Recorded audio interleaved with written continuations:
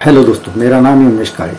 मेरे चैनल का नाम है परफॉर्मेंस मैनेजमेंट इन मैन्युफैक्चरिंग। आज हम जो सब्जेक्ट डिस्कस करने वाले हैं दैट इज एफिशिएंट प्रोसेस। हम कैसे आइडेंटिफाई कर सकते हैं, उसकी कैरेक्टरिस्टिक क्या है, देन कैसे हम एफिशिएंट प्रोसेस इंप्लीमेंट कर सकते हैं, एग्जाम्पल क्या है, बेनिफिट्स क्या है, ये सब हम डिस्कस करेंगे।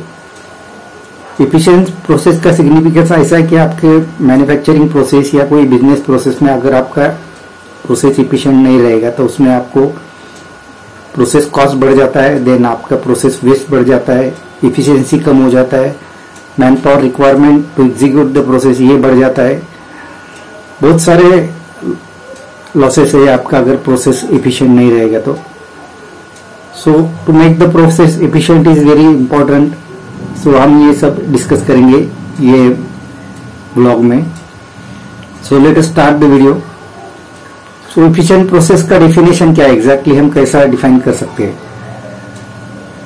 एफिशिएंट प्रोसेस हम ऐसा डिफाइन कर सकते हैं जो प्रोसेस से आपके जो डिजायर्ड आउटपुट आप अचीव करते हैं by consuming least resources, that is time, energy, then man power requirement, materials. ये बहुत सारे रिसोर्सेज है जो आपको प्रोसेस एग्जीक्यूट करने में जो आप इम्प्लीमेंट करते हैं। तो उसका रिक्वायरमेंट कम से कम होना चाहिए और आपको डिजायर्ड आउटपुट उससे मिलता है। So this is the correct definition of the efficient process. So efficient process कैसे आप आइडेंटिफाई कर सकते हैं कि आपका प्रोसेस एफिशिएंट है। First and foremost thing is that आपका ऑब्जेक्टिव क्लियर होना चाहिए। एफिशिएंट प्रोसेस का objectives and goal should be smart. That is आपका प्रोसेस का goal and objective should be specific, measurable, achievable, relevant and time bound. Then आपका process का waste कम से कम होना चाहिए। प्रोसेस में जो time, material, then human input जो आप अप्लाई करते हैं वो कम से कम कंज्यूम होना चाहिए। प्रोसेस में बॉटलनेक नहीं होना चाहिए, दैट इज प्रोसेस स्ट्रीमलाइन होना चाहिए।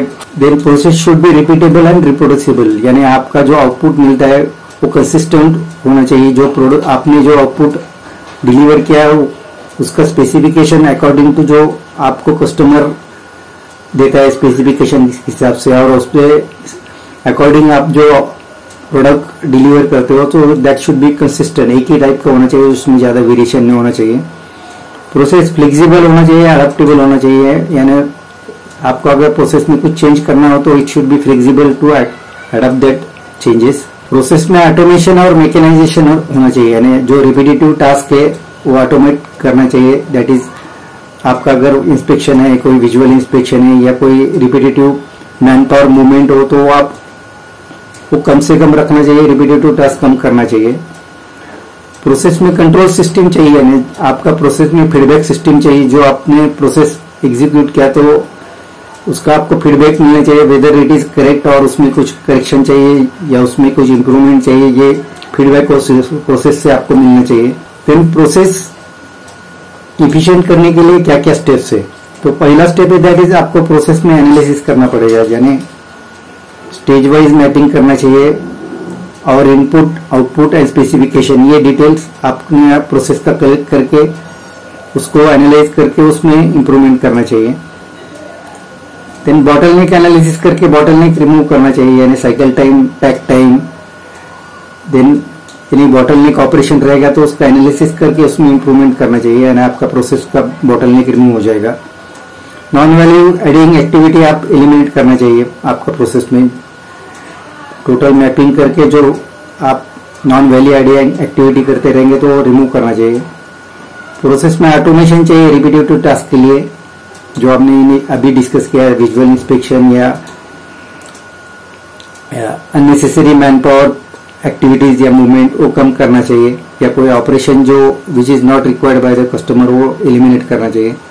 प्रोसेस वेरिएशन कम से कम होना चाहिए। प्रोसेस सेंटरिंग प्रॉपर होना चाहिए आपका प्रोसेस में। वेरिएशन यानी आपका प्रोडक्ट जो है सिमिलर टाइप का आपको प्रोडक्ट मिलना चाहिए, उसमें कम से कम वेरिएशन होना चाहिए।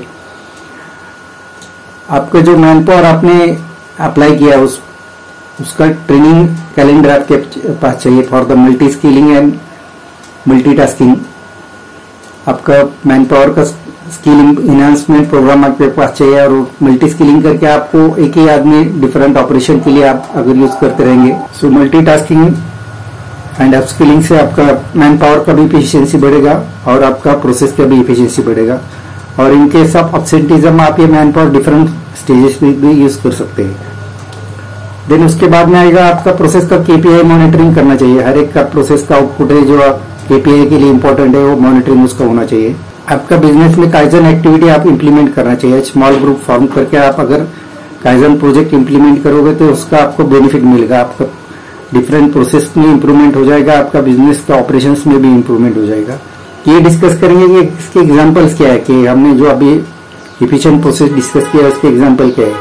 मैन्युफैक्चरिंग में, लीन मैन्युफैक्चरिंग में जस्ट इन टाइम एक एफिशिएंट प्रोसेस है जो इन्वेंटरी रिडक्शन के लिए यूज होता है for the cost reduction.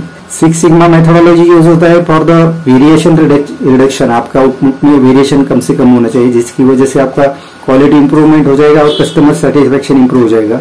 Business operations में एग्जांपल है that is supply chain management, जिसकी वजह से आपका ऑपरेशंस का लीड टाइम कम होता है और आपका मटेरियल अवेलेबिलिटी इंप्रूव होता है।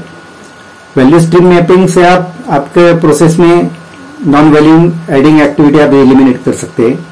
रिन्यूएबल एनर्जी एक एग्जांपल है जिसकी वजह से आपका कॉस्ट, एनर्जी रिक्वायरमेंट कॉस्ट कम होता है। That is another example of the efficient process. अभी हमने जो डिस्कस किया दैट इज एफिशिएंट प्रोसेस की एग्जांपल क्या है, बेनिफिट्स क्या है। First benefit is that is cost reduction होता है, आपका प्रोसेस एफिशिएंसी इंप्रूव होने से कस्टमर सेटिस्फेक्शन इंप्रूव होता है, टाइमली आपका मटेरियल अवेलेबल होता है with the better quality to the customer, और आपका कॉम्पिटिटिव एडवांटेज इंप्रूव होता है देन यूर कॉम्पिटिटर, क्योंकि आपका प्रोसेस एफिशिएंट होता है, कॉस्ट रिडक्शन होता है और आपका कस्टमर सेटिस्फेक्शन इंप्रूव होता है। This is all about today's video. Now we are closing the video. आपको अगर वीडियो अच्छा लगे तो सब्सक्राइब कीजिए, शेयर कीजिए, लाइक कीजिए। Thank you to join my video. Thank you very much.